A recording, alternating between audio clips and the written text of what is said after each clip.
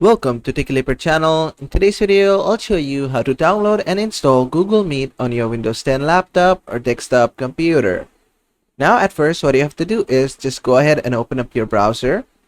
And in your browser, just on Google, search for Google Meet. Then just open up Google Meet from the first link, which is meet.google.com. Then just let the website load. Now, Google Meet doesn't have a website. Now, what you have to do is just here on the right side, click on the three dot icon. From here, just go to Apps. And from here, you can click on Install Google Meet. Then just click on Install over here. Then just give it some time. And there you go. The app has been opened.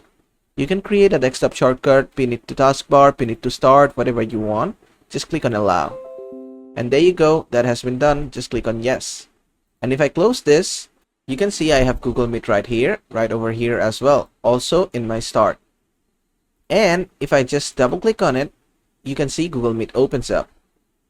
And that's basically it. And that is how to download and install Google Meet on your Windows 10 laptop or desktop computers. I hope this video was helpful. If it was, please give it a thumbs up. And don't forget to subscribe.